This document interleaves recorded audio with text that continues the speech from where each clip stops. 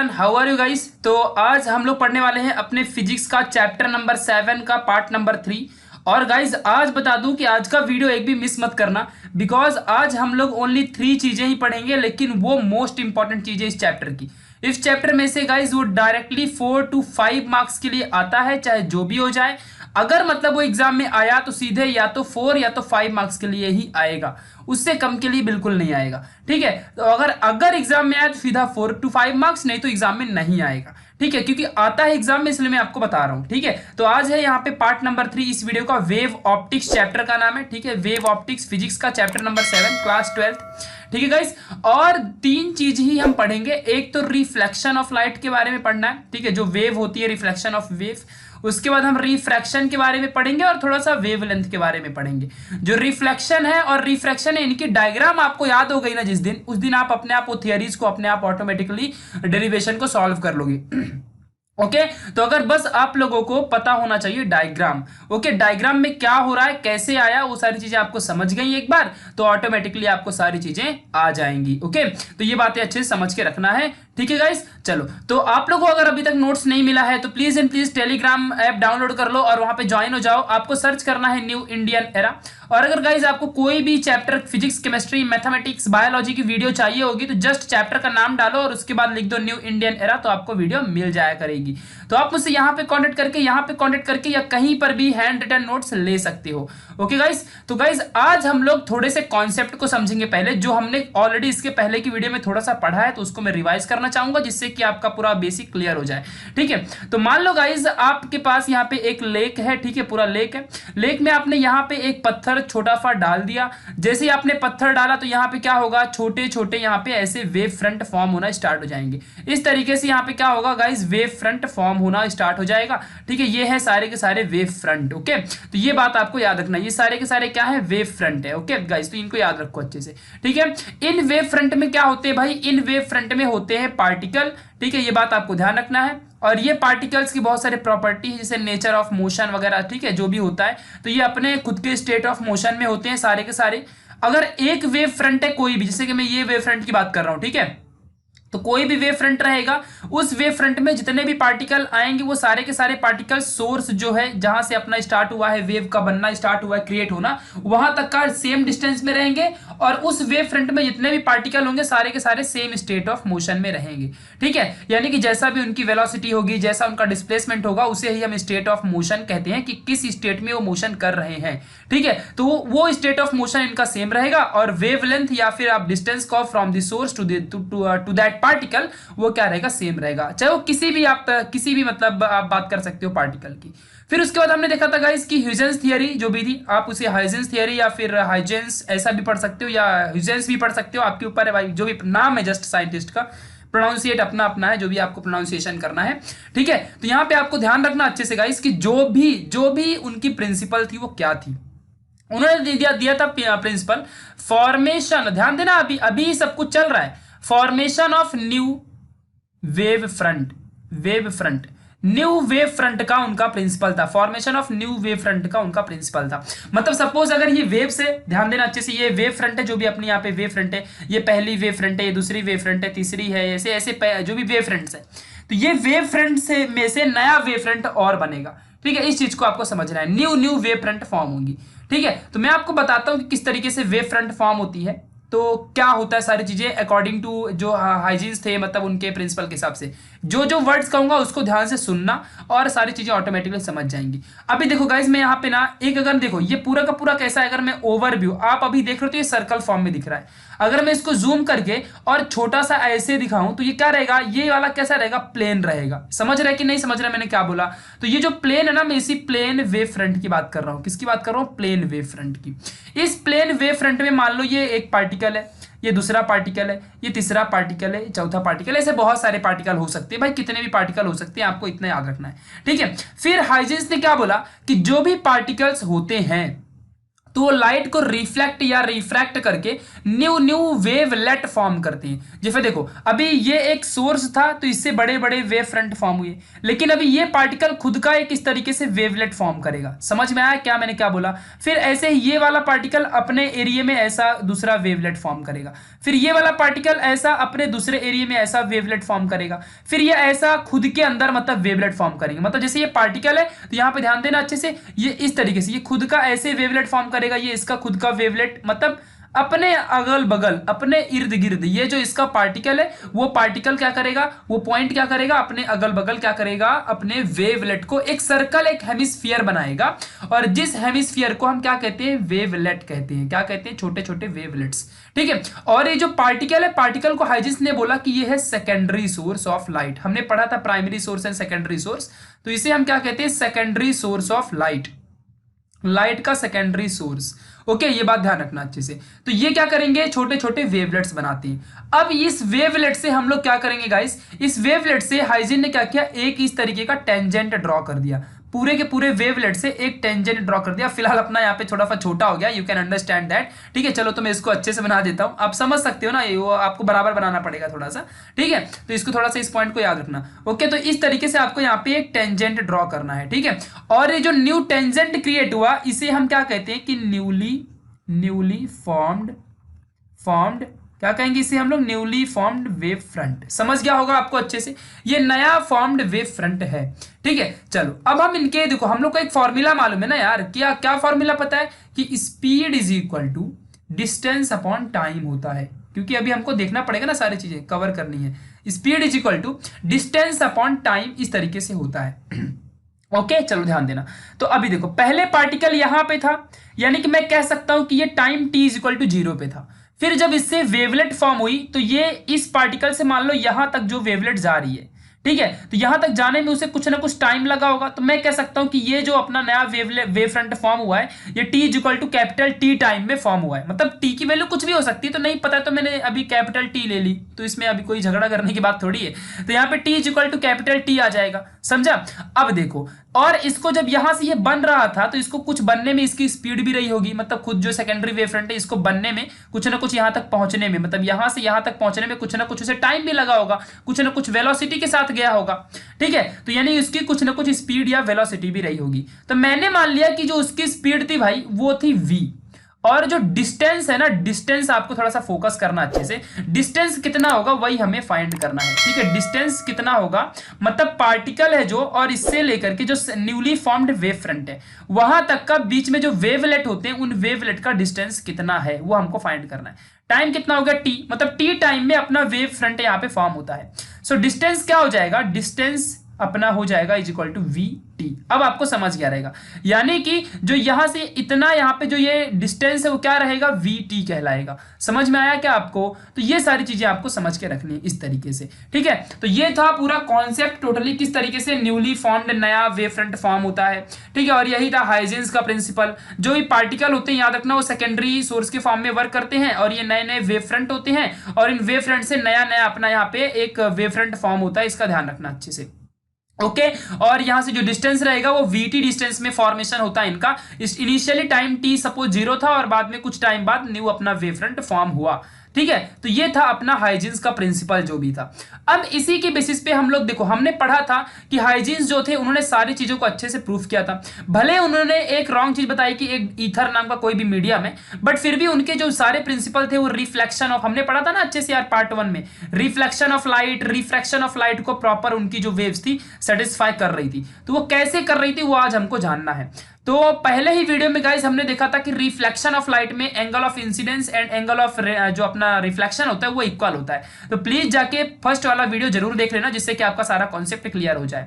फिर angle of refraction में हमने देखा था कि हम लोग वहां पे स्नेल्स लॉ यानी कि साइन आई अपॉन साइन आर ऐसा यूज करते थे, is equal to reflective index जो भी रहेगा। ठीक है, ऐसा हम लोग इस्तेमाल किया करते थे, ऐसा रिफ्रैक्शन ऑफ लाइट में। तो फर्स्ट वीडियो में मैंने ये सारा कॉन्सेप्ट बताया, जिससे कि आपका 9th और 10th का ये पूरा बेसिक है तो वो आपको पता रहे, क्योंकि तभी आपको ये आज जो हम यहाँ पे पढ़ने वाले हैं ये आपको समझेगा। तो एक रिक्वेस्ट है कि ये डायग्राम पहली बात कभी भी एग्जाम में जाने से पहले ही पढ़ना। एग्जाम सपोज कल है, एक तरीका बताऊंगा क्योंकि भूल जाता है ना यार, इसके लिए तो मैं अभी आपको पूरा बोर्ड पे फोकस करके बता रहा हूं। ठीक है, बोर्ड एग्जाम के लिए। ठीक है, तो अभी जैसे कि ये सपोज दिया हुआ है डायग्राम, तो ये डायग्राम जैसे कल एग्जाम है तो आज ही आपको पढ़नी है सेपरेट। इसके लिए 1 आवर एग्जाम के पहले के लिए बचा के रखना, उसके बाद आपको जो पढ़ना है पढ़ लेना, क्योंकि एग्जाम में आ सकता है ना यार। तो लाइट्स के चैप्टर को तो मोस्टली हमेशा बाद के लिए छोड़ के रखने का, और आराम से रोज रोज पढ़ते रहने का। ऐसा नहीं कि फैमिलियर मत रहो उससे, डायरेक्टली छोड़ दो, डायरेक्टली एग्जाम के दिन पढ़ेंगे, ऐसे वाले की तो हालत ही खराब हो जाएगी, फिर वो कुछ नहीं कर पाएगा। ठीक है, बट इसको जैसे महीने में एक बार पढ़ते जाओ, महीने में 15 दिन में 10 दिन में इन टॉपिक को पढ़ते जाने का, और एग्जाम में आएगा तो बस उस दिन रिवाइज करके लिख देने का। वैसे भी सब टॉपिक को 5 दिन में तो रिवाइज करना होता है। अगर आप नहीं कर रहे हो तो फिर प्रॉब्लम में आ जाओगे, भूल जाता है ना सारी चीजें, इसके लिए भूलना नहीं चाहिए। 5 दिन में हर चीज को रिवाइज होना ही चाहिए, होना ही चाहिए, जो भी हो जाए। चलो, तो अब यहाँ पे जो जो मैंने लिखा है आपकी टेक्स्ट बुक में गाइस बहुत जंबल कर दिया है। एक बार जाके अपने टेक्स्ट बुक को देख लोगे ना तो ऑटोमेटिकली आपको समझ जाएगा कि इन नोट्स की वैल्यू कितनी है। ठीक है, तो यहाँ पे ध्यान देना, अभी जो भी यहाँ पे डायग्राम बना है ना, इस डायग्राम के हिसाब से सारी चीजें हमको समझनी है। ओके, चलो, तो मान लो जो अपने पास अभी हमने यहाँ पे वेव फ्रंट की बात की, ये एक प्लेन वेव फ्रंट है। अब आपको समझ रहा होगा, इमेजिनेशन पावर इंक्रीज कर लेना। ठीक है, और ये जो M एंड N है, मान लो ऐसा M एंड N है, ये एक सरफेस है, मतलब कोई भी एक प्लेन सरफेस है। ठीक है, मैं इसे कह देता हूं कि ये अपना एक प्लेन सरफेस है। ठीक है, जो M N है ये प्लेन सरफेस है। ओके, चलो, और इसमें से जो ये A है एंड B है, ये A B अपना क्या है, एक वेव फ्रंट है। A एंड B क्या है गाइज, ये एक टाइप का वेव फ्रंट है जो कि परपेंडिकुलर है। ध्यान देना अच्छे से, ये कैसा है, परपेंडिकुलर टू दी प्लेन। मतलब देखो, अगर मैं आपको इमेजिन करो जरा, ये एक ऐसा प्लेन है आपके सामने और इसके परपेंडिकुलर कोई भी चीज आ रही है, लेकिन वो कैसी रही, ऐसा सीधी नहीं आएगी, ऐसा नहीं आएगी, नहीं तो ये परपेंडिकुलर हो जाएगा। परपेंडिकुलर ही है बट वो कैसा आ रहा है, सपोज एक दूसरा सा यहाँ पे ब्लॉक है और गिर रहा है इसके ऊपर, तो ये कैसा गिर रहा है, परपेंडिकुलर आ रहा है ना। तो कुछ इसी तरीके से यहाँ पे इस तरीके से अपना वेव फ्रंट अपने प्लेन के ऊपर आ रहा है। आपको जस्ट इमेजिन करना है 90 डिग्री के एंगल में गिर रहा है प्लेन ऑफ द पेपर में अपना जो वेव फ्रंट है ए बी। ध्यान देना, wave front just A B यार, बस इतना याद रखो, वेव फ्रंट है, वेव है एक जस्ट ए बी। ठीक है, चलो, फिर उसके बाद जैसे ही उसका point A and point B, मतलब कुछ एक इंक्लाइंड एंगल से आया है, टेढ़ा होके आया है, इसको थोड़ा सा आपको समझ के रखना है। ओके, चलो आगे बढ़ते हैं अभी। तो ध्यान देना, यहां पे जब ए एंड बी यहां पे आया तो पॉइंट ए पे पहला वेव फ्रंट का जो पॉइंट है ए, वो अपने एम एन जो प्लेन सरफेस है वहां पे टच हुआ है, यहां पे पॉइंट ए पे। तो पी ए क्या बना, हमने क्या देखा था अच्छे से गाइस कि ये स्लैब है, यहां से कोई लाइट है तो यहाँ पे एक नॉर्मल बन जाता है। तो यहां पर भी देखो जो पी है या फिर आप इसको एपी भी कह सकते हो, तो जो पी ए है या फिर एपी, ये अपना क्या बन जाएगा, नॉर्मल, जिसे हम नॉर्मल कहते हैं। ओके, ये बात ध्यान रखना अच्छे से। नेक्स्ट पॉइंट है, आगे बढ़ेंगे, जो आई है वो है अपना एंगल ऑफ इंसिडेंट, यानी इंसिडेंट एंगल भी आप कह सकते हो। जैसे कि देखो अभी यहाँ पे लाइट आई ना, मतलब समझो अच्छे से, जब लाइट आई ना तो यहाँ से आर, यहाँ पे जैसे ही पॉइंट टच हुआ, यहाँ पे जैसे ही पॉइंट टच हुआ तो यहाँ से आर क्या होगा, ये प्रोपगेटेड लाइट है, समझा।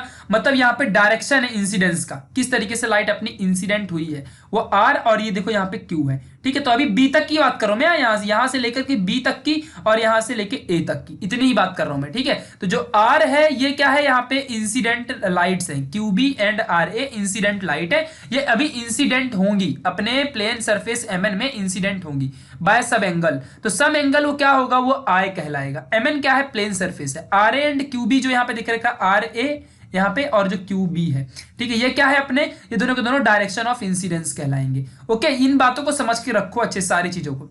नाउ अभी समझना अच्छे से आगे की बातें। अभी देखो यहाँ पे मैं क्या बोल रहा हूं, ध्यान से सुनना। अज्यूम कर लो यार, जस्ट ऐसा मान लो कि जीरो टाइम पे अपना पॉइंट ए पे अपना प्लेन सरफेस जो वेव फ्रंट है पॉइंट ए पे आती है, 0 पॉइंट पे। ठीक है, मतलब जो इंसिडेंट वेव फ्रंट है वो पॉइंट ए पे 0 पॉइंट पे पहुंच जाती है, 0 टाइम में पहुंच जाती है, एक भी टाइम पे नहीं यहाँ पे पहुंच जाती है। ठीक है, तो कुछ टाइम के बाद और उसी 0 टाइम पे अपना जो बी वाला पॉइंट है वो बी पे रहेगा। मतलब एक ऐसी वेव फ्रंट है, इसका ऐसे कुछ पॉइंट है, ये ए पॉइंट है, बी पॉइंट है, तो A point plane surface M N में 0 टाइम पे पहुंचता है और बी पे तो 0 पे ही रहेगा। बट ये जो बी वाला है ये सी पे कब पहुंचेगा, तो कुछ टाइम के बाद, यानी कि टाइम टी के बाद, मान लो मैं मान रहा हूं कि टाइम टी के बाद अपना सी पॉइंट पे पहुंचेगा। मतलब टाइम टी के बाद सी पॉइंट पे अपना बी वाला पहुंचेगा।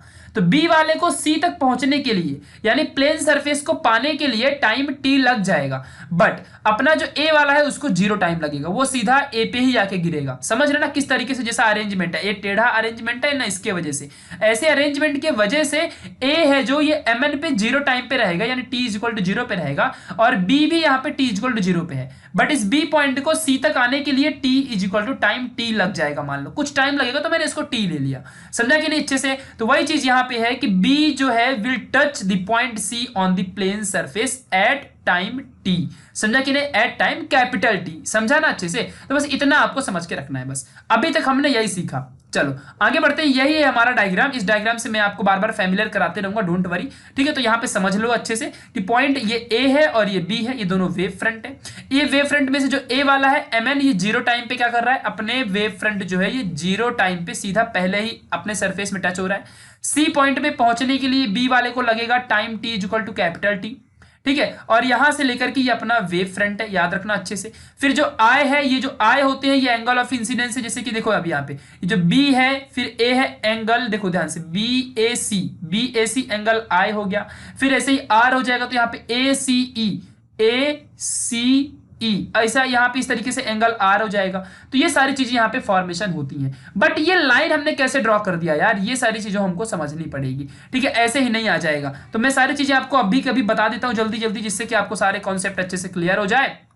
चलो देखो, तो ये पॉइंट क्या है, ए है भाई। और हमने बोला था कि किसी भी पॉइंट, कोई भी वेव फ्रंट में, मान लो देखो ए और बी है ना, तो यहाँ पे क्या है, वेव फ्रंट है। तो वेव फ्रंट के पॉइंट में क्या होने वाला है, इस चीज को आपको समझना पड़ेगा। देखो मान लो ये वेव फ्रंट है, यहाँ पे एक पॉइंट है, तो ये क्या फॉर्म करेगा, वेवलेट फॉर्म करेगा, जिसे हम सेकेंडरी हेमिस्फीयर भी कह सकते हैं, ठीक है। यानी कि सेकेंडरी वेवलेट यार फॉर्म करेगा, जस्ट इतना आपको समझना है, ठीक है। तो जब ये वेवलेट फॉर्म करेगा, तो देखो यहाँ पे ये इस तरीके से कुछ एक हेमिस्फीयर फॉर्म किया है। मैं यहाँ पे पूरा का पूरा इसे हाफ ही बना के रखा है बुक ने, मैं इसे पूरा कर देता हूँ। देखो इस तरीके से यहाँ पे एक हेमिस्फीयर क्या करेगा, पॉइंट ए फॉर्म करेगा, ओके, ध्यान देना, ठीक है। तो इस तरीके से यहाँ पे एक हेमिस्फीयर फॉर्म हो गया। नाउ अभी जब ये पॉइंट सी पे यहाँ पे पहुंचेगा, तो यहाँ का जो वेवलेट रहेगा ना, वो जीरो रहने वाला है। व्हाई, बिकॉज अपना जब तक यहाँ पे हम पहुंचेंगे तब तक ये अपना नीचे की तरफ चला जाएगा, समझा कि नहीं, आगे मतलब वेव फ्रंट आगे चला जाएगा, तो उससे कोई फर्क ही नहीं। सी पे अपना वेवलेट जीरो फॉर्म होने वाला है एट टाइम टी जीरो पे। तो यहाँ पे एक टेंजेंट बन रहा है ना, तो ये टेंजेंट को हमने पॉइंट सी से मतलब ड्रॉ कर दिया, जस्ट कंस्ट्रक्शन यार,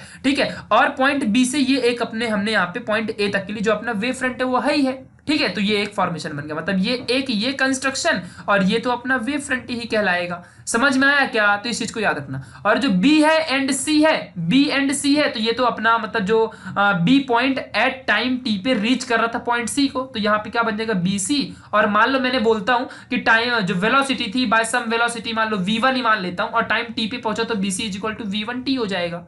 समझ में आया कि नहीं, इसकी वैल्यू क्या हो जाएगी। तो इस चीज को आपको याद रखना है। मैंने बोला था ना कि speed is equal to distance upon time होता है, तो बीसी का लेंथ कितना होगा, यानी डिस्टेंस कितना होगा, तो distance by some speed v1 और टाइम टी है, यहाँ पे t है, तो speed is equal to distance upon time के हिसाब से बीसी जो है डिस्टेंस है, तो यहाँ पे इस तरीके से मिल जाएगा, ठीक है। तो यहाँ पे ये अपना थोड़ा सा चीजें बन रही हैं, ये है अपना हेमिस्फीयर, इसे याद रखना, ठीक है। चलो अब आगे बढ़ते हैं, यहाँ पे ध्यान देना अच्छे से। मान लो कोई भी एक पार्टिकल है, particle on the point A, जो मैंने अभी आपको बता दिया वही यहाँ पे लिखा हुआ है, मैंने अच्छे से लिख के रखा जिससे कि आपको कोई कंफ्यूजन ना हो, ठीक है। तो मान लो कोई भी पार्टिकल है ऑन पॉइंट ए और वो एमिट कर रहा है वेवलेट्स को। देखो यहाँ पे जो ये हाफ कर्व हेमिस्फीयर बना के रखा है उसको मैंने पूरा करके आपको दिखाया था इस तरीके से, ठीक है। कुछ इस तरीके से यहाँ पे फॉर्म होगा, ओके। तो यहाँ पे हेमिस्फीयर फॉर्म करेगा और जिसका रेडियस होगा V and capital T. V and capital T क्यों होगा, मतलब जो हेमिस्फीयर रहेगा ना, यहां से लेकर के और यहां तक का जो हेमिस्फीयर का जो भी डिस्टेंस रहेगा, ठीक है, पॉइंट ई मैंने उसको नाम दिया है। अब नेमिंग पे क्यों यार आप पूछोगे कि पी क्या है, आर क्या है, ये सब तो नाम है ना, अपने हिसाब से हम दे सकते हैं, ठीक है। तो ए ई पॉइंट तक हमारा जो भी रहेगा यहाँ पे v is equal to velocity, T is equal to time, मतलब टी टाइम में v वेलोसिटी की स्पीड से हमारा यहाँ पे जो है हेमिस्फीयर इस तरीके से फॉर्म हुआ है, ठीक है। और ये हेमिस्फीयर फॉर्म हुआ है, तो यहाँ पे ध्यान देना अच्छे से, speed is equal to distance upon time होता है। तो स्पीड कितनी है, हमने वेलोसिटी मानी, डिस्टेंस फाइंड करना है, टाइम टी रहेगा, distance is equal to V T आ जाएगा, समझा कि नहीं। और क्या है वैल्यू उसकी, तो यहाँ पे आपको ध्यान देना है, ए पॉइंट से ई पॉइंट, तो ए ई कितना हो जाएगा वी टी, और बी पॉइंट से सी पॉइंट, बी है और सी तक पहुंचा था, तो यहां से यहां तक गया, तो मैंने क्या बोला था कि T is equal to time T पे पहुंचा था। और मान लो वेलोसिटी इसकी v है, मैंने v ले लिया ना, मान लो वेलोसिटी यार, तो ये भी vt ही आएगा, यानी कि bc एंड ae। ध्यान देना अच्छे से, ये जो a और e है एंड ये जो b एंड c है, ये दोनों क्या है, इक्वल है, ठीक है। ये समझ गया होगा आपको अभी कैसे, क्योंकि वेवलेट्स फॉर्म हो रहा है ना यार, समझ रहा है कि नहीं समझ रहा है। तो ये जब यहाँ पे वेवलेट्स फॉर्म हो रहा है, तो यहाँ पे क्या रहेगा, यहाँ पे इस तरीके से कुछ फॉर्म हो जाएगा, समझ में आया क्या। तो ये बातें आपको समझ के सारी चीजें रखनी है। पॉइंट सी पे कोई भी वेवलेट्स फॉर्म नहीं होगा, वाई, बिकॉज देखो पॉइंट बी पे अपना वेव फ्रंट है, पॉइंट ए और पॉइंट, मान लो ये कोई वेव फ्रंट है, यहाँ पे एक पार्टिकल, यहाँ पे एक पार्टिकल और टेढ़ा वेव फ्रंट है, तो एक यहाँ पे बन जाएगा और एक यहाँ पे बनेगा ना, तो ये तो कौन सा पॉइंट है, ये पॉइंट बी है और ये पॉइंट ए है, तो पॉइंट बी में ही इस तरीके से वेव फ्रंट बनेगा। पॉइंट सी में कहां बन रहा है, पॉइंट सी में वेवलेंथ जो भी अपना वेवलेट रहेगा वो जीरो रहने वाला है। ठीक है, तो इस बात को आपको समझ के रखना है कॉन्सेप्ट तरीके से। जब आप अपने टेक्स्ट बुक को रीड करोगे तो अच्छे से आपको समझेगा जो मैंने पॉइंट बोले हैं। ठीक है, चलो नाउ या तो फिर अच्छी बात होगी कि अगर आप line by line text book को भी पढ़ते जाओ तो बहुत अच्छी बात होगी, या तो पहले पढ़ लो टेक्स्ट बुक फिर इस वीडियो को देखो, या फिर वीडियो देखने के बाद टेक्स्ट बुक को पढ़ो तो और मजा आएगा। ठीक है, तो ये समझ के रखना ना। ए क्या है, डायरेक्शन ऑफ प्रोपगेशन, मैंने पहले ही बताया, यहां से ए से लेके ई क्या है, direction of propagation of the wavelet. मतलब किस तरीके से, देखो अभी मान लो यहां से वेवलेट ऐसे फॉर्म हो रही है। ठीक है, जैसे देखो अभी यहाँ पे पॉइंट, किसी भी पॉइंट से यहां तक वेवलेट फॉर्म हुई तो ये डायरेक्शन ऑफ प्रोपगेशन हो गया ना, इस तरीके, इस तरफ डायरेक्शन ऑफ प्रोपगेशन कहलाएगा। ठीक है, तो यहाँ पे ए से ई तक वेवलेट गया है, पॉइंट ए से वेवलेट ये फॉर्म हुआ है ई तक, तो ये पॉइंट ऑफ क्या हो गया, प्रोपगेशन हो गया, डायरेक्शन ऑफ प्रोपगेशन हो गया ए और ई।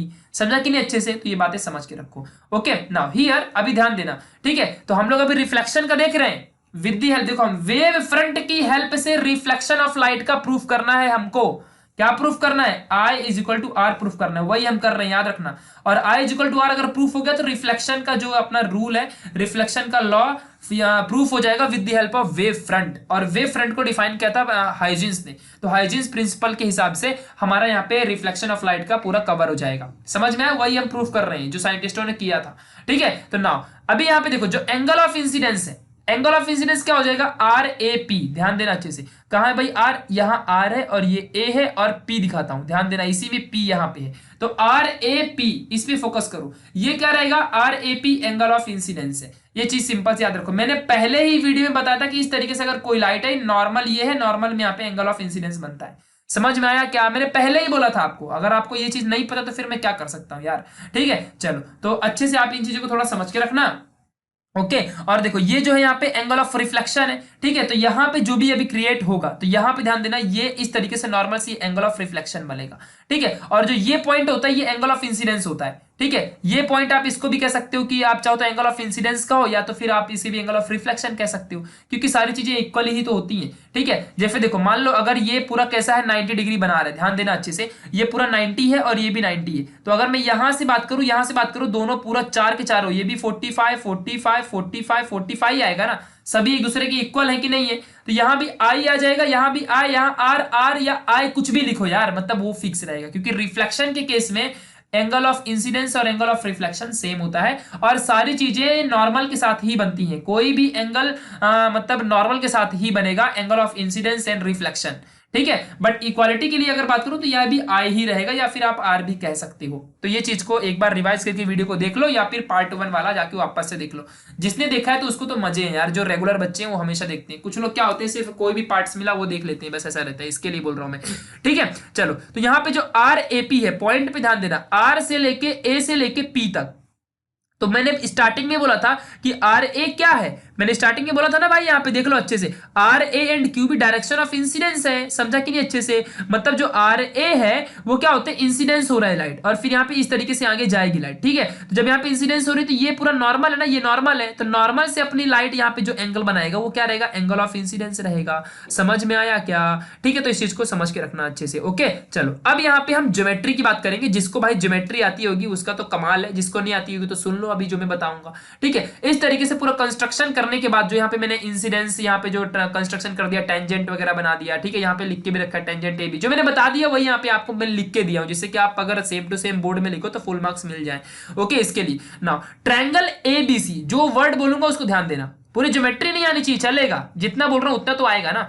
Triangle A B C, A point, B point और सी पॉइंट, फिर देन, तो ये एक ट्रायंगल हो गया, ये एक ट्रायंगल हो गया, जिसमें से ध्यान देना अच्छे से, ये एक ट्रायंगल हो गया, याद रखो ना। आगे बढ़ते हैं, फिर उसका triangle A E C, triangle A E C, triangle A E C. Okay चलो ध्यान देना गाइस, जैसा बता रहा हूं ना अभी तक, जो भी मैंने बताया है ना, और जैसा बता रहा हूं, कोई भी टीचर आपको नहीं बताने वाला है, आपके स्कूल कॉलेज कहीं पर भी। ठीक है, ये बात ध्यान रखना अच्छे से, और बोर्ड की पर्पज से तो ये बहुत इंपॉर्टेंट है। तो ट्रायंगल ए बी सी और ट्रायंगल ए ई सी, ये दोनों ट्रायंगल में जो साइड है अपनी कौन सी, ए और ई वाली, ये जो ए है और ये ई साइड है जो, और यहाँ पे बी है एंड सी साइड है। तो कोई भी, हमने सिमिलरिटी चैप्टर नंबर 1 10th में सिमिलरिटी चैप्टर ज्योमेट्री में पढ़ा था, मैथ्स 2 या मैथ्स 1 जो भी है। ठीक है, ज्योमेट्री में हमने पढ़ा था कि कोई भी अगर अपने पास ट्रायंगल है, और उस ट्रायंगल के अगर दो साइड सेम रहेंगे, दो साइड सेम रहेंगे तो वो जो ट्रायंगल होते हैं एंगल के फॉर्म में वो इक्वल रहते हैं, मतलब वो एंगल्स इक्वल होते हैं नॉर्मली यार, बस सिंपल सी बात है।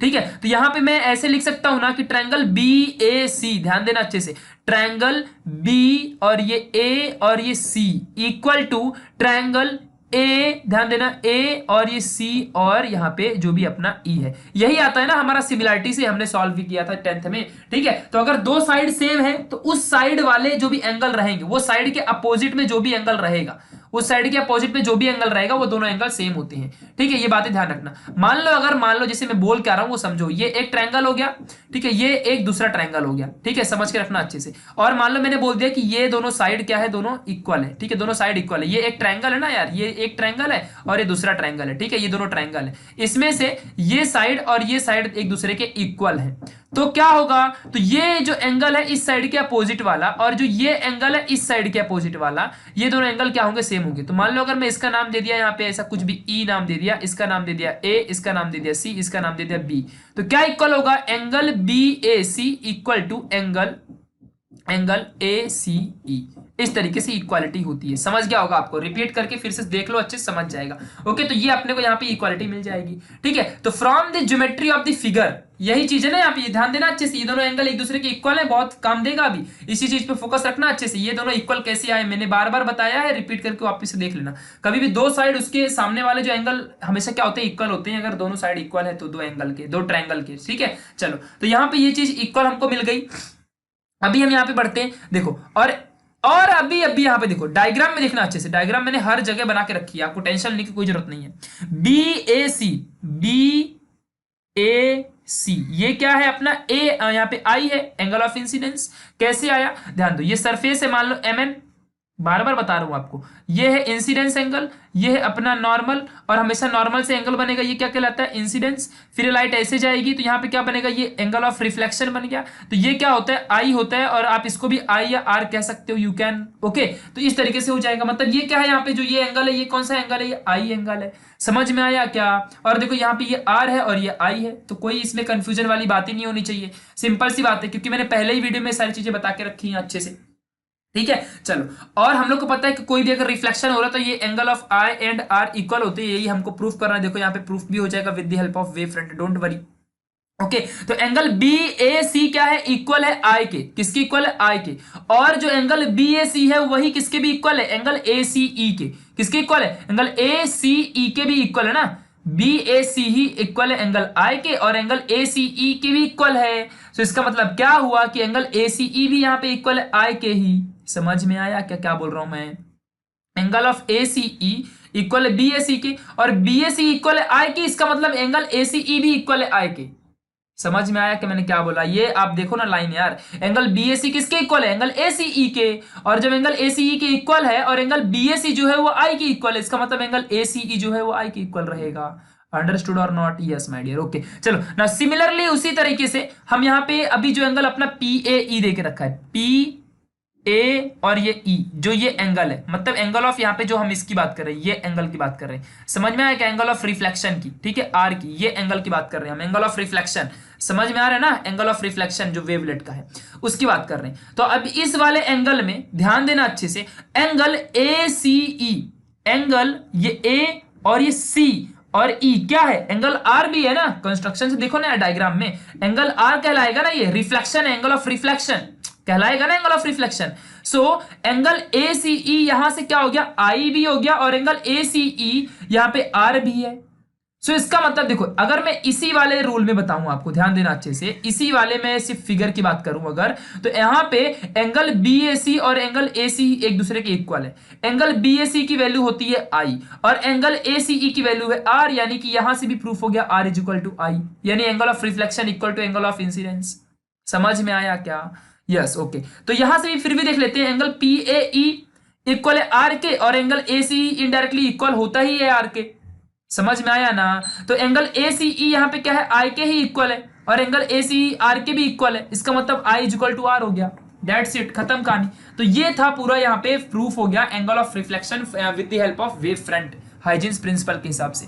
तो मैं तो कहूंगा कि एक बार पूरे वीडियो को रिवाइंड कर लो यार, जिससे कि आपका पूरा फायदा हो जाए। ठीक है, मैंने क्योंकि एक एक तरीके से अच्छे से बात बताई है यहाँ पे, फिर से आप कहो तो मैं एक बार डायग्राम यहाँ पे फटाफट बता दूंगा जिससे कि आपको सारी चीजें समझ में आ जाएं। ठीक है, ध्यान देना अच्छे से, कभी भी कंफ्यूज नहीं होने का। जो चीज कंफ्यूज नहीं होती तो फिर उसे कंसिडर कर लेना चाहिए, क्योंकि स्मार्टनेस उसी में होती है, जो स्मार्ट वर्क और हार्ड वर्क दोनों करते हैं उन्हीं को सक्सेस मिलती है। ठीक है, कुछ चीजें समझ में आती है, कुछ चीजें नहीं समझ में आती हैं, बट अगर मैं एग्जाम के देखो कॉन्सेप्चुअल बेसिस पे अगर बोलूँ तो आपको समझ के सारी चीजें लेना है। एग्जाम परस्पेक्टिव से बोलूं, पर्सपेक्टिव से अगर मैं बोलूं तो आपको कुछ चीजें समझनी है, कुछ चीजें कंसिडर करनी है, कैसे भी करके वो आनी चाहिए। तो दोनों तरीके मैंने बता दिए। जिनको कॉन्सेप्ट समझना है वो कॉन्सेप्ट समझो, जिनको एग्जाम के लिए मतलब बोर्ड एग्जाम के लिए पर्टिकुलरली देखना है तो वो भाई कैसा भी करके उसको लाना पड़ेगा। ठीक है, तो ध्यान दो, फिर भी मैं यहाँ पे कॉन्सेप्ट बता रहा हूँ, जिसको समझे अच्छी बात है, जिसको नहीं समझे सीधे डायग्राम पढ़ लेना। ठीक है, तो समझो, यहाँ पे ध्यान देना अच्छे से। चलो, तो अच्छे से कॉन्सेप्ट को क्लियर करना है आपको, ध्यान देना। मान लो पहले ये कॉन्सेप्ट क्लियर करो, ये एक प्लेन सर्फेस है, यहाँ पे लाइट आई, ये अपना नॉर्मल है, नॉर्मल से जो एंगल बनता है उसे आई कहते हैं, और ये रिफ्लेक्शन है, यही एंगल नॉर्मल से बनेगा, ये रिफ्लेक्शन कहलाएगा।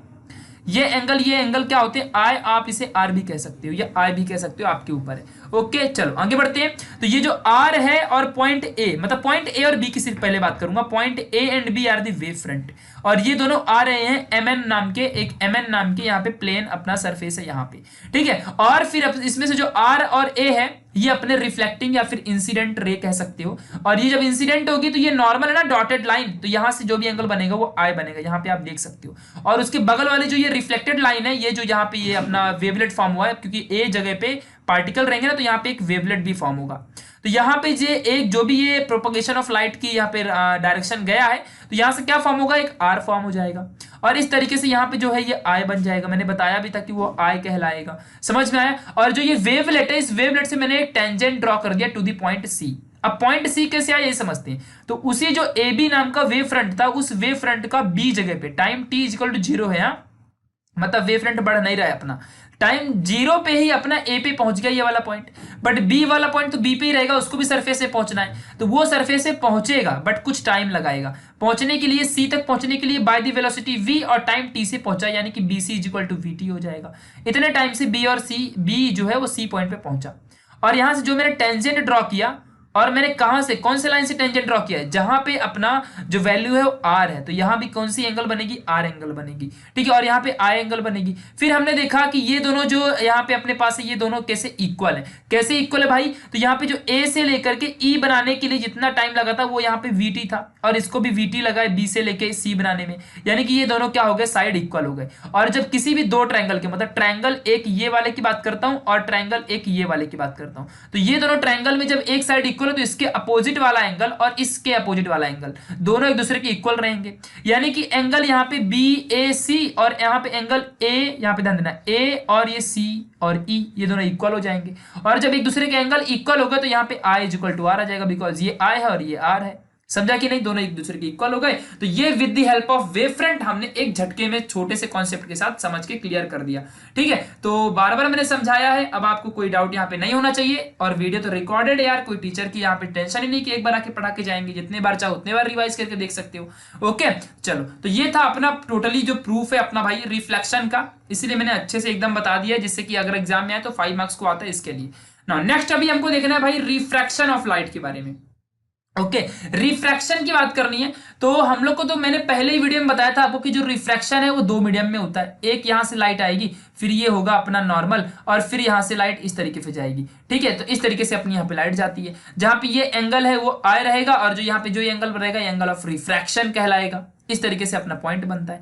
ठीक है, चलो, तो अगर मान लो यहाँ पे पहला मीडियम है ये, और ये एक दूसरा मीडियम है, इन दोनों मीडियम की अपनी अपनी वेलोसिटी है। और हमने ऑलरेडी देखा था कि जब पहले मीडियम से, मान लो मैंने इसको बोल दिया ये रेयरर मीडियम है, ठीक है, और ये है अपना डेंसर मीडियम, तो कभी भी याद रखना रेयरर मीडियम में किसी भी वेव की वेलोसिटी अलग रहेगी और डेंसर में कुछ अलग रहेगी, दोनों में अपनी अपनी खुद की वेलोसिटी होती है।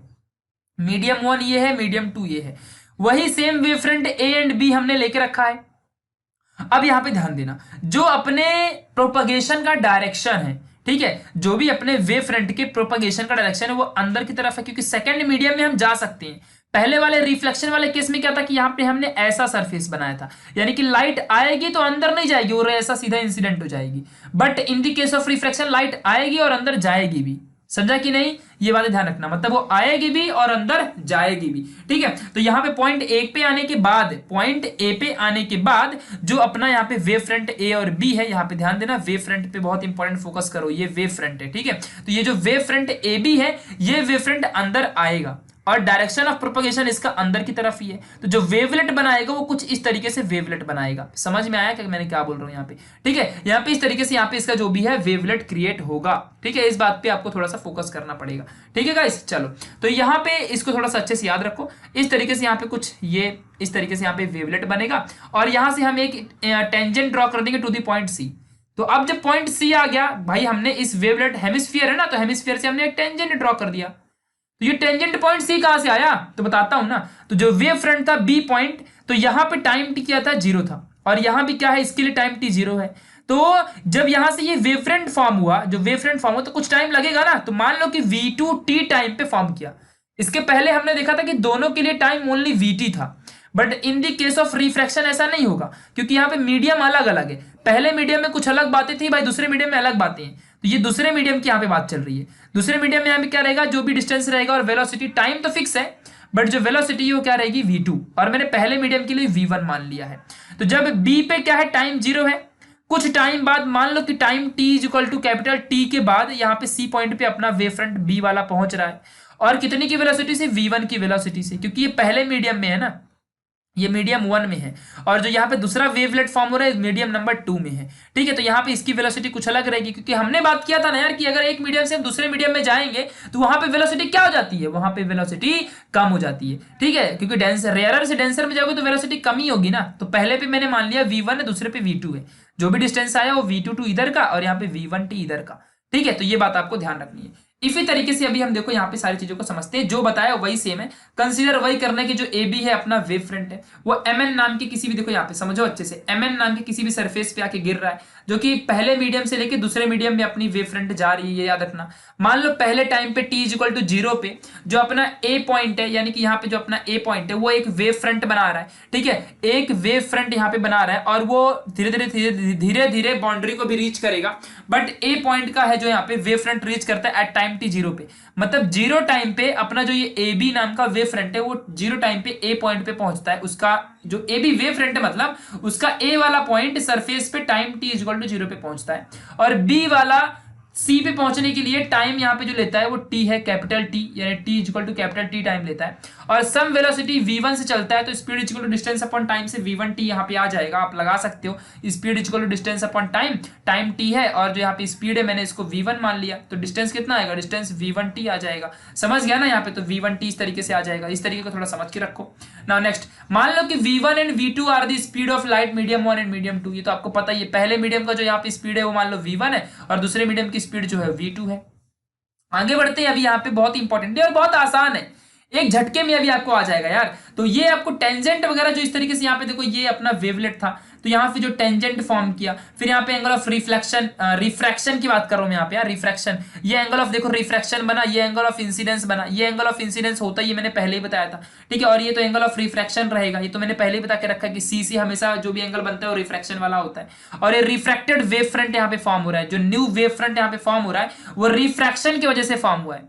और जो वहां पे वेव फ्रंट फॉर्म हुआ था ना यार, यहाँ पे देखो, जो यहाँ पे वेव फ्रंट फॉर्म हुआ था वो कैसा था, एकदम रिफ्लेक्टेड वेव फ्रंट था। देखो जो यहाँ पे ये वेव फ्रंट फॉर्म हुआ, ये रिफ्लेक्टेड वेव फ्रंट था, मतलब जो वेवलेट के साथ बना रहा था, तो वो एक ऐसा वेव फ्रंट था जो कि रिफ्लेक्टेड वेव फ्रंट था। देखो ना ये जो वेवलेट, देखो दिखाता हूं मैं आपको, ये क्या है, ये पूरा वेवलेट है, और इस वेवलेट की वजह से जो ये वेव फ्रंट फॉर्म हुआ, ये एक रिफ्लेक्टेड वेव फ्रंट है।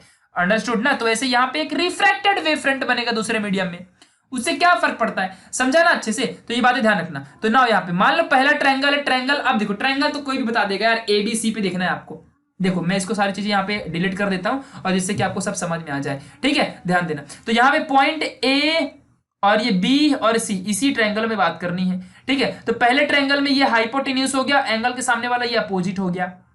तो साइन आई की बात करूंगा, क्योंकि रिफ्रैक्शन में हमको प्रूफ करना होता है sine I is equal to sine R, यानी कि sine I upon sine R is equal to n2 upon, ये हमको प्रूफ करना होता है। यही होता है ना Snell's law, refraction of light के लिए यही तो हम लोग देखते हैं, ठीक है। तो sine I is equal to opposite upon hypotenuse होता है, और ऐसा आपकी टेक्स्ट बुक में नहीं बताया, डायरेक्टली आपको ये ला के दे दिया है, तो आपको कंफ्यूजन होगा ना, तो इसलिए मैंने यहाँ पे अच्छे से सॉल्व करके दिखाया है।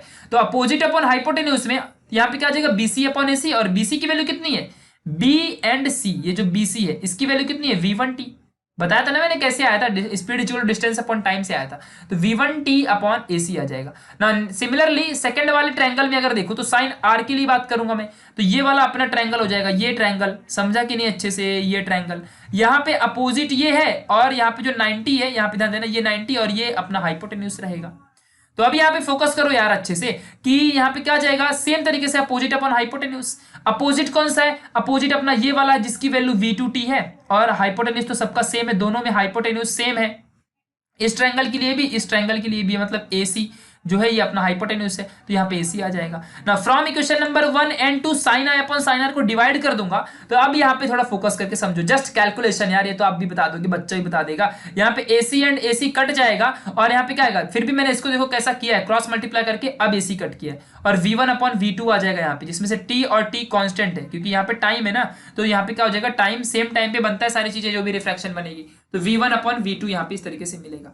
नाउ अब यहाँ पे थोड़ा सा कॉन्सेप्ट समझो 11th वाला, ठीक है। देखो हमारे पास जो V है वेलोसिटी, वो क्या होती है, ध्यान देना अच्छे से, बहुत ज्यादा इंपॉर्टेंट है, मतलब रिफ्रैक्टिव इंडेक्स या फिर वेलोसिटी की जो मैं बात कर रहा हूँ, यहाँ पे समझना अच्छे से, क्योंकि ये कॉन्सेप्चुअल जगह है, ठीक है। तो अभी आपको समझ के रखना है अच्छे से, जो यहाँ पे रिफ्रैक्टेड है ये इनवर्सली प्रोपोर्शनल होता है वेलोसिटी को, समझा कि नहीं अच्छे से। जो यहाँ पे रिफ्रैक्टिव इंडेक्स है वो इनवर्सली प्रोपोर्शनल होता है वेलोसिटी को, यानी कि अगर मैं बात करूं तो क्या बनेगा, N1 upon N2 is equal to V2 upon V1, कुछ इस तरीके से फॉर्म होगा।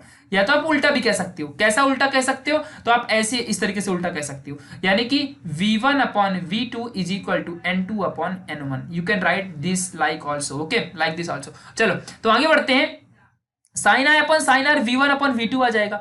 अब ये कितने लोगों को समझा, मुझे कमेंट बॉक्स में बताना, जिसका मैथमेटिक्स स्ट्रांग होगा गाइस वो इसको बता पाएगा। बट अपने वीडियोस को नीट के एस्पिरेंट्स भी देखते हैं, तो मुझे यहाँ पे बताना ही पड़ेगा, ठीक है। तो चलो फिर यहाँ पे बता देता हूँ जल्दी से कि भाई ये V1 अपॉन V2 से C ये कैसे आ गया, समझ रहे हैं मैं क्या बोल रहा हूं, तो ध्यान देना कैसे आया, मैं अभी आपको बताता हूं। जस्ट थोड़ा सा मैथमेटिक्स, यार 10th तक मैथ्स पढ़े हो ना, तो बस वही तो अप्लाई करना है। अब देखो यहाँ पे कैसे, देखो मान लो अगर कोई भी चीज आपके सामने A अपॉन B लिखा हुआ है, तो क्या यहाँ पे फोकस करना अच्छे से, क्या मैं इसको A अपॉन B को मैं इस तरीके से लिख सकता हूं 2 upon B upon 2 upon A, ये और ये क्या इक्वल है, 2 की जगह में मैं कोई भी नंबर ले सकता हूं यार, 3 4 5 ABCD कुछ भी यार, कुछ भी ले सकता हूं मैं, ठीक है।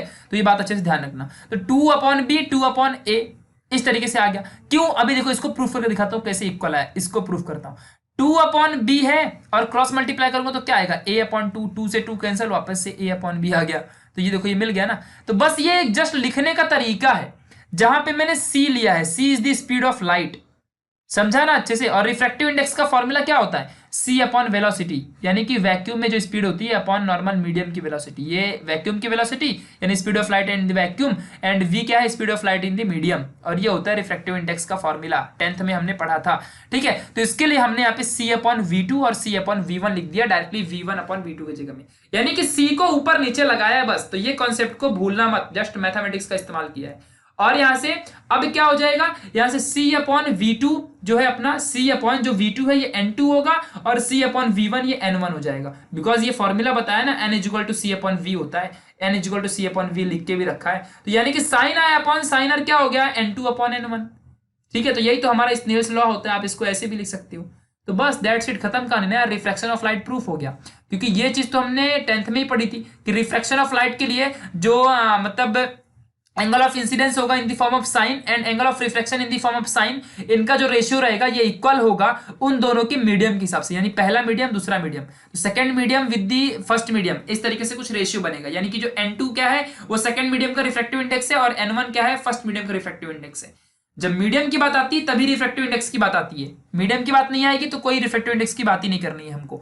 समझ गया ना अच्छे से किस तरीके से यहाँ पे आया है, बस दैट्स इट, खत्म। एक बार वीडियो रिवाइंड करो, जिसका 11th कॉन्सेप्ट क्लियर रहा होगा, नहीं भी रहा होगा तो मैंने यहाँ पे बता ही दिया है। अब जितना यहाँ पे ये बताया है, ये मैथमेटिक्स बताई है, बस यही यहाँ पे यूज किया है, दैट्स इट, खत्म। नहीं, और बाकी तो ट्रायंगल ही इस्तेमाल किया है हमने, तो इतना आसान सा भी आ रहा, आपको नहीं समझेगा तो फिर कैसे चलेगा, समझा है मुझे पता है। तो 1 से 2 बार वीडियो जरूर रिवाइंड करना, जिससे कि क्लैरिटी आ जाए। ओके चलो आगे बढ़ते हैं, नेक्स्ट वाला कॉन्सेप्ट है आज, ये अपना लास्ट कॉन्सेप्ट है, dependence of wavelength. Dependency of wavelength in the refractive index. Refractive index के ऊपर क्या डिपेंडेंसी, मतलब एन के ऊपर क्या डिपेंडेंसी है, ये हमको पढ़ना है। ओके चलो, तो एक मीडियम है ये और ये एक मीडियम है दूसरा, जिसे हम डेंसर मीडियम भी कह सकते हैं, और ये अपना रेयरर मीडियम है। ठीक है, कुछ लाइट से अपने पास समझो अच्छे से, मान लो कोई मोनोक्रोमेटिक लाइट है। मोनो मतलब सिंगल, क्रोमेटिक मतलब कलर, यानी कि सिंगल। वे देखो, जो कोई भी लाइट है येलो कलर की होती है, ब्लू कलर की होती है, रेड है, ऐसे हजार कलर है। उन सारे कलर्स की जो लाइट है उनकी अपना अपना अलग अलग भाई वेवलेंथ होता है। तो मैंने यहाँ पे मोनोक्रोमेटिक की बात की है, मतलब सिंगल कलर वाली लाइट, यानी कि उसका वेवलेंथ भी सिंगल टाइप का रहेगा, मतलब वेवलेंथ फिक्स रहेगा, जो भी वेवलेंथ रहेगा उसका फिक्स रहेगा, नॉट चेंजिंग वेवलेंथ। ठीक है, तो जो वेवलेंथ है यहाँ पे समझना अच्छे से। अभी आगे बढ़ते हैं हम लोग। तो मान लो कोई भी एक मोनोक्रोमेटिक लाइट है और वो एक रेयरर मीडियम से डेंसर मीडियम में जा रही है, मतलब इस तरीके से, ये रेयरर है और यहाँ पे डेंसर में गई, ये रेयरर तक आई और यहाँ पे डेंसर में गई, रेयरर तक आई डेंसर में गई, इस तरीके से अपनी कोई लाइट जा रही है। रेयरर को और डेंसर को सेपरेट करने का काम यहाँ पे कोई भी एक सेपरेटर, जिसे हम पी एंड क्यू कहते हैं, ये एक सेपरेटर का काम कर रहा है, जो कि दोनों मीडियम को क्या कर रहा है, डिवाइड कर रहा है। रेयरर मीडियम में जो भी अपने पास वेवलेंथ अवेलेबल है, वो पहली है मान लो ए बी, दूसरी है सी डी, तीसरी है ई एफ। इन दोनों को डेंसर मीडियम में जाना है। तो A B C D E F ये क्या है, यहाँ पे वेव फ्रंट है, जो कि वैक्यूम में है, जिसे हम रेयरर मीडियम भी कह सकते हैं। आफ्टर सम टाइम टी, मतलब ये टाइम जीरो पे था, ठीक है, कुछ टाइम के बाद, कुछ समय के बाद वो इस सेपरेटर को क्रॉस करेंगे और कैसे बढ़ जाएंगे, यहां पे समझना अच्छे से। तो A dash B dash, C dash D dash, E dash F dash, इस तरीके से सेपरेट हो जाएंगे और देखो कुछ इस तरीके से वेव फ्रंट डेंसर मीडियम में आ जाएगा। अब आप बोलोगे कि यहां पे दिया है ए बी, तो उसके सबसे पहले ए बी क्यू है। तो एक दरवाजा है मान लो डोरेमोन का यहाँ पे, ठीक है, तो उसमें जो पहले घुसेगा वही पहले निकलेगा ना, फिर पहले दूसरे वाला दूसरे घुसेगा, तीसरे नंबर पर तीसरे घुसेगा। जो पहले बेंच में आके बैठेगा उसको ज्यादा नॉलेज आता है। टीचर की देखो, पहले बेंच वाला नॉलेजेबल है ऐसा बिल्कुल भी नहीं होता है। मैं आपको एकदम बात बता देता हूं, मैं अपने जो भी हमारे स्कूल्स वगैरह थे, तो उस टाइम पे मैं खुद भी मतलब पहले सेकंड बेंच पे बैठा करता था हमेशा, फर्स्ट बेंच पे कभी नहीं। 10th में फर्स्ट बेंच में बैठने लगा। ओके, ऐसा था। ऐसा जरूरी नहीं कि फर्स्ट बेंच में बैठने वाला बहुत नॉलेजेबल है, ऐसा बिल्कुल भी नहीं है। बस फर्क सिर्फ इतना है कि टीचर की वॉइस अच्छी सुनाई देती है, और जब टीचर ही पढ़ाने वाला है तो उसकी वॉइस अच्छी सुनाई देगी, तो हम अच्छे से पढ़ पाएंगे। पास में हमारे टीचर रहेगा तो हम क्वेश्चन पूछ पाएंगे, ये थोड़े फायदे होते हैं, इसलिए ऐसा बोला जाता है। और टीचर की नजर में रहेंगे तो ये थोड़ा सा फायदा होता है कि डिसिप्लिन तरीके से रहेंगे और सारी चीजें अच्छे से समझ में भी आएंगी, और उससे कोई क्वेश्चन नहीं पूछेगा तो इजीली हियर करके हमको आंसर बता देगा।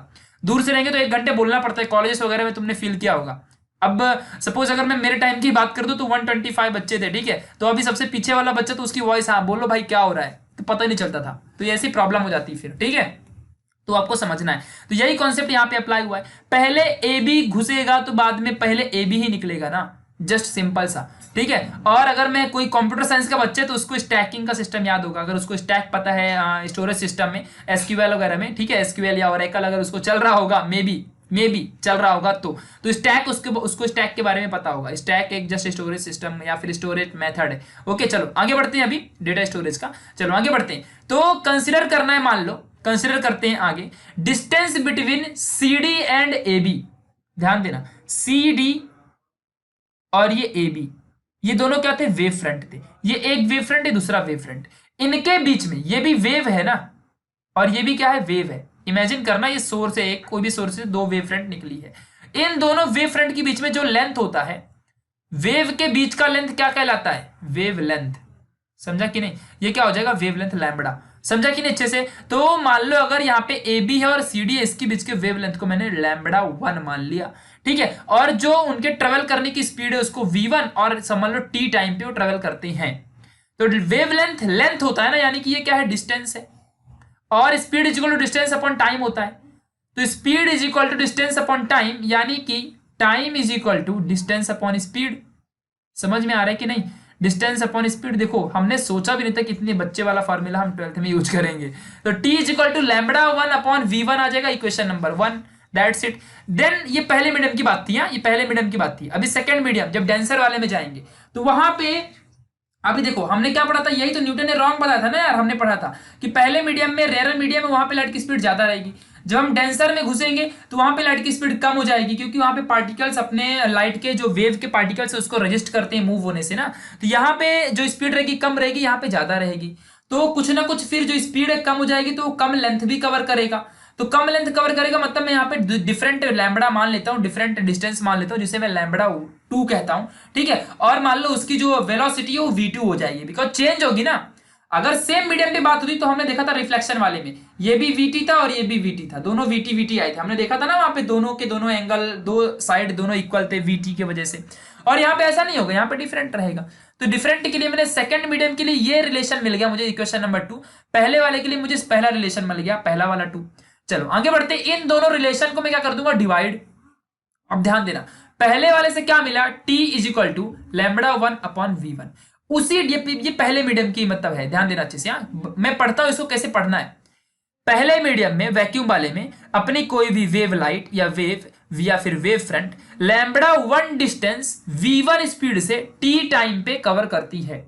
ओके, जब यही लाइट डेंसर में जाती है तो वो जो वेव रहेगी वो वही सेम t टाइम पे लैम्बडा 2 डिस्टेंस v2 की स्पीड से कवर करती है। क्योंकि सेकंड वाले जो अपने पास रहेगा, जो अपने पास यहाँ पे सेकंड वाला मीडियम है, सेकंड वाला जो मीडियम है ये डेंसर मीडियम है, और डेंसर में स्पीड कम हो जाती है ना यार, और इसमें लैम्बडा भी कम हो जाएगा, तो कम स्पीड रहेगी तो कम ही डिस्टेंस कवर करेगा ना सेम टाइम में। टाइम मान लो यहाँ पे 10 सेकंड था, तो 10 सेकंड में ज्यादा कवर होगा क्योंकि ये रेयर मीडियम है। और जब तुम्हारे पास रेजिस्टेंस कुछ नहीं तो तुम धनाधन भागोगे ना, समझा कि नहीं। बट अगर तुम्हारे पास स्पीड, मतलब सामने कोई भी भीड़ आ रही तो भीड़ में भागना मुश्किल होगा। तो ये डेंसर मीडियम की कहानी है, बट टाइम दोनों का सेम है। तो from this equation number 1, from this equation number 2, यहाँ पे क्या आ जाएगा, लैम्बडा 1/v1 लैम्बडा 2/v2, मतलब ये और ये इक्वल हो जाएंगे।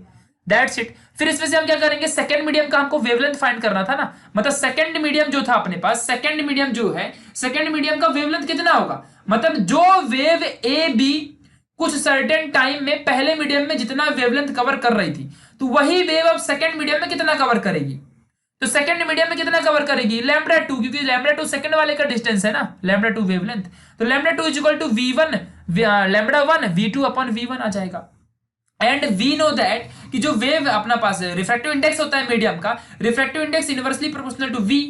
इसका मतलब क्या हो जाएगा, जब इनवर्सली प्रोपोर्शनल, उसको हम ऐसा लिख सकते हैं, ये ऐसा लिख सकते हैं। आपको एक ट्रिक बता देता हूं वापस से, शायद नहीं पता होगा तो ठीक है, अगर किसी लोग को पता भी होगा, किसी को नहीं पता होगा। मान लो अगर a डायरेक्टली प्रोपोर्शनल है b, तो हम इसको सीधा ऐसा लिखते हैं, a/b is equal to a/b, यहाँ पे 1/2 ये हो गया। ऐसा हम लिखते हैं ना यार, अगर दो चीजें हैं तो।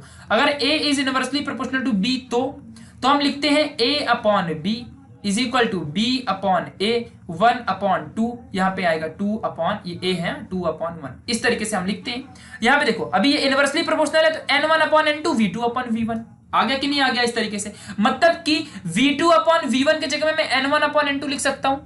तो देखो ये हो गया अपना फ्रीक्वेंसीज के लिए। किसके लिए हो गया ये गाइस, फ्रीक्वेंसी के लिए। ये किसके लिए होगा, ये वेलोसिटी के लिए। दोनों वेव की फ्रीक्वेंसी के लिए पूछा तो ये इस तरीके से डिस्टेंस बताना है सेकंड मीडियम का, और अगर वेलोसिटी की बात की तो इस तरीके से बताना है सेकंड मीडियम का। सेकंड मीडियम में ही वेवलेंथ फाइंड करना था ना, क्योंकि पहले मीडियम में तो जो रहेगी थी कि वैक्यूम है वो, बट सेकंड मीडियम में उसकी वेलोसिटी कितनी हो रही है, सेकंड मीडियम में उसका वेवलेंथ कितना हो रहा है, फ्रीक्वेंसी कितनी हो रही है, वो हमको फाइंड करना था। तो एक बात तो पता चल चुकी है भाई कि सेकंड मीडियम में जाने से उसका जो वेवलेंथ है वो कम हो जाएगा और उसकी जो वेलोसिटी है वो भी कम हो जाएगी। बट व्हाट अबाउट फ्रीक्वेंसी, ये हमको म्यू दे बोलते हैं इसको, mu mu Mumbai university. Okay, तो ये म्यू है जो, तो ये क्या हो जाएगा, ये क्वेश्चन मार्क, मतलब ये क्या रहेगा हमको पता चल जाएगा ना भाई। सेकंड मीडियम में आने से वेलोसिटी, और जब वेलोसिटी ही कम हो गई तो लेंथ, जो लेंथ होगा, वेव लेंथ जो होगा यानी कि लैम्बडा, वो भी कम रहेगा ना, लेंथ भी कम कवर करेगा। आपको ही अगर गाड़ी में बिठा दूं और आपको सेम टाइम में कम स्पीड से भगाऊं तो आप कम डिस्टेंस ही कवर करोगे ना, सिंपल सी बात है। तो ये भी कम डिस्टेंस कवर करेगा। बट व्हाट अबाउट फ्रीक्वेंसी, तो चलो देख लेते हैं फ्रीक्वेंसी के लिए भी। तो फ्रीक्वेंसी का सिंपल सा यहाँ पे फॉर्मूला होता है v1/v2 इज इक्वल टू, अगर मैं करूं तो फ्रीक्वेंसी इज इक्वल टू क्या होता है, सिंपल सी बात है। तो यहां ध्यान देना अच्छे से, बहुत इंपॉर्टेंट फैक्ट है ये वाला भी। तो फ्रीक्वेंसी इज इक्वल टू, यहां पे समझना अच्छे से, v1 यहाँ पे यानी कि जो μ1 में से पढ़ता हूं, फ्रीक्वेंसी है ना यार दोनों मीडियम की, तो रेशियो हमेशा फाइंड करना होता है। रेशियो v1 पहले मीडियम की फ्रीक्वेंसी अपन दूसरे मीडियम की फ्रीक्वेंसी, इसी तरीके से रेशियो निकलता है। मतलब पहले मीडियम में कितनी थी, दूसरे मीडियम में अब कितनी है, इसको रेशियो कहते हैं। ठीक है, तो जो फ्रीक्वेंसी होती है वेलोसिटी अपॉन डिस्टेंस होता है ना। मैंने कब बताया था आपको, बहुत पहले 11th में ही हमने पढ़ा था। आपको फॉर्मूला शायद याद भी होगा, नहीं याद होगा तो कम से कम आप तो याद कर लो कि frequency is equal to wavelength या फिर speed of the light upon, यहाँ पे जो भी नीचे वेवलेंथ आ जाएगा इस तरीके से लैम्बडा। समझ में आया क्या? ठीक है, तो इसी तरीके से हमको यहाँ पे सॉल्व करना है, यानी v1/λ1 और v2/λ2। v2 के लिए यहाँ पे जो μ2 है, μ2 के लिए, v1 के लिए ये। फिर इसको अगर मैं क्रॉस मल्टीप्लाई करूं तो कुछ इस तरीके से मिलेगा। समझ में आ रहा है मैं क्या बोल रहा हूं? मतलब देखो ये v1 अपॉन लैम्बडा 1, इसको ऊपर लेके जाऊंगा तो क्रॉस मल्टीप्लाई कर सकता हूं ना इस तरीके से, डिवाइड को मल्टीप्लाई कर सकता हूं ना उल्टा करके, डिनोमिनेटर को उल्टा करके मल्टीप्लाई कर सकते हैं हम लोग न्यूमरेटर में। समझा ना? चलो तो अब क्या मैं इस चीज को ऐसे लिख सकता हूं क्या, v1 upon v2 and lambda 2 upon lambda 1, इस तरीके से लिख सकता हूं। और लैम्बडा 2 अपॉन लैम्बडा 1 को हम क्या लिख सकते हैं, लैम्बडा 2, ध्यान देना अच्छे से, बहुत ही इंपॉर्टेंट फैक्ट है। अपने को यहां पे सेकंड वाले पे फोकस करना, जरा सेकंड वाले पे, किस पे, इस पे फोकस करना है। कैसे? इसमें से अगर मैं लैम्बडा 2 अपॉन लैम्बडा 1 की वैल्यू निकालूं तो क्या आएगा, v2 अपॉन v1 आएगा ना। और इसी लैम्बडा 2 अपॉन लैम्बडा 1 की वैल्यू मैं यहां पे लैम्बडा 2 अपॉन लैम्बडा 1 की वैल्यू मैं क्या पुट कर दूंगा, v2 अपॉन v1। और यहां पे क्या हो जाएगा, cancel, v2 v2 cancel, v1 v1 cancel, answer आएगा 1। यानी कि यहां पे जो फ्रीक्वेंसी है, चाहे यहां जाओ चाहे यहां जाओ, दोनों का रेशियो सेम रहेगा। यहां 50 तो यहां भी 50, यहां 100 तो यहां भी 100, तभी ना 100 अपॉन 100 क्या हो जाएगा, 1 होगा यार, क्योंकि 1 आंसर आया है ना यहाँ पे। 1 मतलब क्या होगा, फ्रीक्वेंसी इज एवरीवेयर सेम, यानी जो फ्रीक्वेंसी होगी ना किसी भी वेव की वो अनचेंज रहेगी, वाइल भले हम किसी भी मीडियम से दूसरे मीडियम में जाएं तो फ्रीक्वेंसी अपनी सेम रहेगी। तो ये अपने को यहाँ पे प्रूफ हो गया, दैट्स इट। तो ऑलवेज रिमेंबर दैट कि कोई भी अगर वेव्स पहले मीडियम से दूसरे मीडियम में जाते हैं तो पहले मीडियम के अकॉर्डिंग दूसरे मीडियम में, अगर रेयरर से डेंसर में जा रहे हैं तो रेयरर मतलब जो अपना था रेयरर के अकॉर्डिंग डेंसर में उसकी जो भी अपने पास उसकी वेवलेंथ रहेगी, उसकी जो भी वेलोसिटी रहेगी वो डिक्रीज होगी, बट उसकी जो फ्रीक्वेंसी है वो रिमेन्स कांस्टेंट रहेगी। और यही रॉन्ग कर देता है अपने न्यूटन के कॉर्पस्कुलर थियरी को, जो कि उन्होंने बोला था कि डेंसर मीडियम में अट्रैक्शन ज्यादा होता है, इसके वजह से अपने वेव पार्टिकल ज्यादा एक्सीलरेट होते हैं, और इसी वजह से डेंसर मीडियम में क्या होगा, पार्टिकल्स ज्यादा जल्दी मूव करेंगे। बट उन्होंने ये नहीं सोचा कि वही पार्टिकल जिनको मैं अट्रैक्ट करने के लिए कह रहा हूं वो पार्टिकल उस वेव को चलने के लिए क्या करेंगे, रिस्ट्रिक्ट करेंगे। अभी मैं भीड़ में जा रहा हूं तो क्या भीड़ वाले लोग मुझे अट्रैक्ट करेंगे? अरे भाई मैं इमोशनल फीलिंग्स की बात नहीं कर रहा हूं, वो मुझे अट्रैक्ट नहीं करेंगे, मुझे चलने के लिए रजिस्ट करेंगे। तो यानी कि मैं बहुत, मेरी स्पीड धीरे हो जाएगी। समझा कि नहीं अच्छे से? तो ये बात ध्यान रखना। तो सिंपल सा कॉन्सेप्ट था ये, बस हमने सारी चीजें इस तरीके से प्रूव करके दी है। So thank you for watching guys this video. मिलेंगे इसी तरीके की नेक्स्ट वीडियो में, अगले वाले पार्ट में। बहुत ही मजा आया आज का चैप्टर पढ़ के, 1 से 2 बार इस वीडियो को जरूर देखना जिससे कि कॉन्सेप्ट क्लियर हो जाए। इसके बाद के सारे पार्ट्स बहुत ईजी रहने वाले हैं, पोलराइजेशन है, डिफ्रैक्शन है, बहुत ईजी रहेगा और कम पार्ट्स बचे भी हैं, डोंट वरी। तो बहुत मजा आया पढ़ के, ओके। तो शेयर सब्सक्राइब, यार आप लाइक नहीं करते हो वीडियोस को तो लाइक कर दिया करो, ठीक है। और शेयर अपने सारे फ्रेंड्स में एकदम फैला दिया करो, इतनी तो रिक्वेस्ट है, बस इतने तो आप लोगों से चाहिए, ओके। और सपोर्ट चाहिए तुम लोगों का। So thank you for watching this video guys. मिलेंगे इसी तरह की नेक्स्ट वाली वीडियो में, तब तक के लिए बाय।